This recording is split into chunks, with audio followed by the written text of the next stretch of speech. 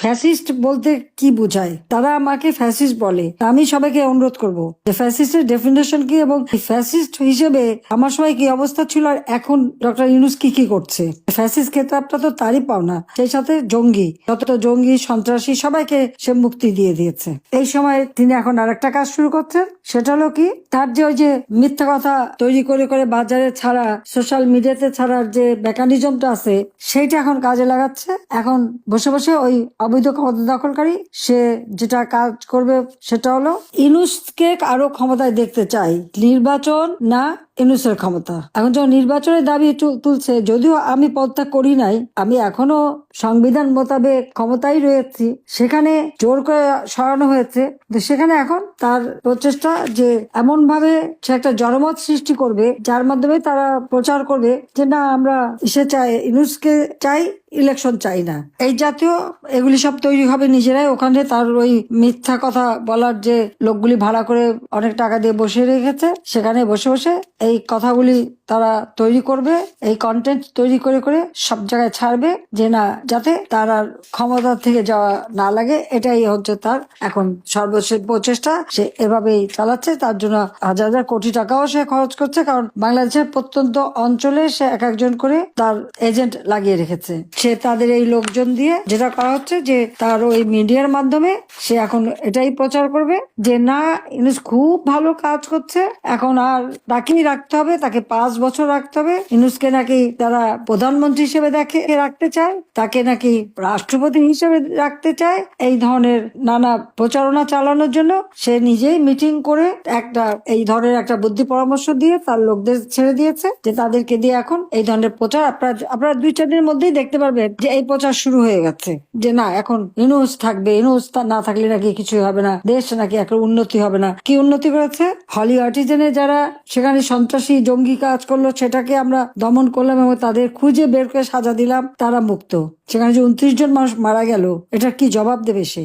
বিডিআরে বিদ্রোহ, গ্রেপ্তার করা হলো, মামলা দেওয়া হলো, বিচার করা হয়েছে, কিন্তু যারা আমাদের সেনাবাহিনীর সদস্যদেরকে বিডিআরে হত্যা করলো তাদের সবাইকে মুক্তি দিয়ে দেওয়া হয়েছে। তাদেরকে মুক্তি দেওয়া, তাদের জামিন দেওয়ার জন্য ব্যস্ত, কিছু দেওয়া হয়েছে, আরো দেওয়া হবে। কারণটা কি? 21শে আগস্ট গ্রেনেড হামলা করে আমাকে সহ আমাদের আওয়ামী লীগের নেতাকর্মী হত্যার চেষ্টা। হ্যাঁ, বেঁচে গিয়েছি আমি, কিন্তু আমার তো ওখানে 22 জন নেতাকর্মী আইভি রহমান সহ মারা গেছে, 700-800 নেতাকর্মী আহত, এখনো অনেকের শরীরে স্প্লিন্টার। এই ঘটনায় যারা সাজা পেয়েছ তারাও মুক্ত, এবং যারা খুনি, সন্ত্রাসী, জঙ্গি, 500 জায়গায় বোমা হামলা, সেই বাংলা ভাই থেকে শুরু করে সব যাদেরকে সেই সমস্ত জঙ্গি তো আমি দমন করেছিলাম, তারা সাজাপ্রাপ্ত আসামি ছিল, সবাইকে মুক্ত করে দিয়ে যত মামলা হচ্ছে আওয়ামী লীগের নেতা কর্মী, 14 দলের নেতা কর্মী তাদের বিরুদ্ধে, মুক্তিযোদ্ধাদের বিরুদ্ধে যত খুনের মামলা আমাদের বিরুদ্ধে দেওয়া হয়েছে, তা আমার তো মনে হয় ইউনূস সাহেব মামলা দেওয়াতে আমরা তো প্রায় 60-70 হাজার আওয়ামী লীগ নেতা কর্মীর বিরুদ্ধে মামলা, এবং আসামি যদি আমরা ধরি এজাহারভুক্ত আর অজ্ঞাতনা মাথা থেকে 4-5 তো হবে আসামি। তো এটা আবার অবশ্যই ইউনূস সাহেব একটা রেকর্ড করে ফেলেছে আমার মনে হয়। জানি না এর জন্য আবার নতুন কোনো পুরস্কার পাবে কিনা। এই জঙ্গি, খুনি, সন্ত্রাসী, দুর্নীতিবাজ এদেরকে ছেড়ে দেওয়া আর একটা দলের নেতা কর্মীকে দিয়ে সব জেলখানা ভরে ফেলা, এটাই তার কাজ, এটাই সে করে যাচ্ছে। এবং শুধু তাই না, আমরা যদি ইউনূস সাহেবের কর্মকাণ্ডটা একটু হিসাব করে দেখি, কি কাজটা তার কি করেছে সে পর্যন্ত, দেশের জন্য কি করেছে, নিজের জন্য কি করেছে, সেটা একটু আপনি হিসাব করেন। এমন এক ব্যক্তি আজকে ক্ষমতা আসলো এই সন্ত্রাসী কর্মকাণ্ড করে, যে নাকি শ্রমিক আদালতে সাজাপ্রাপ্ত আসামি, নিজের কোম্পানির শ্রমিকদের যে ফাঁকি দেয়, তাদের প্রাপ্য টাকা, যেন কোনো কোম্পানি প্রফিটের 5% শ্রমিক কল্যাণ ফান্ডে দিতে হয়, সে টাকা দেয়নি, তার বিরুদ্ধে মামলা করে। এক পর্যায়ে শ্রমিকদের সাথে নেগোসিয়েশন করে যে টাকাটা ফান্ড করে রাখার কথা, সেই ফান্ডে টাকাটা রাখে।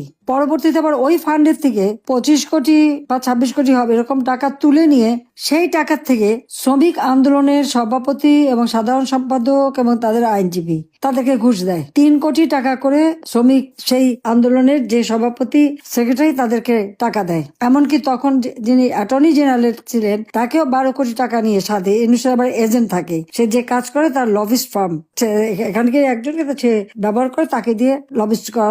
যখন অ্যাটর্নি জেনারেল কাছে গেল, সে তো অস্বীকার করলো এবং তারপরে তিনি অস্বীকার করার পরে তো এই কথাটা বেরোলো যে কিভাবে ঘুষ সে দিয়ে গেছে। এবং শ্রমিক আদালতে শ্রমিকের মামলায় 6 মাসের জেল হয়েছে ইউনূসের। একটা সাজাপ্রাপ্ত শ্রমিক আদালতে শ্রমিকের অর্থ আত্মসাৎ করার দায়ে এবং শ্রমিকের অধিকার বঞ্চিত করার দায়ে যে লোকটি সাজাপ্রাপ্ত আসামি, কি দুর্ভাগ্য বাংলাদেশের, সে আজকে বাংলাদেশের ক্ষমতায় বসে আছে, তাও অবৈধভাবে, অসাংবিধানিকভাবে জনগণের ম্যান্ডেট নাড়িয়ে ক্ষমতা দখল করে বসে আছে। আজকে রাজনৈতিক দল হিসেবে আওয়ামী লীগ এবং আমাদের সহযোগী সংগঠনের নেতাকর্মী, তাদের মধ্যে মিথ্যা মামলা, হয়রানি, হত্যা, ছেলেকে পায়নি মাকে অ্যারেস্ট করে নিয়ে গেল, মা নামাজ পড়ছে বাড়িতে ঢুকে তাকে মারলো, আগুন দিয়ে মা চাচি একসাথে মেরে তারপরে সেই ছেলেদের অ্যারেস্ট করে নিয়ে গেল।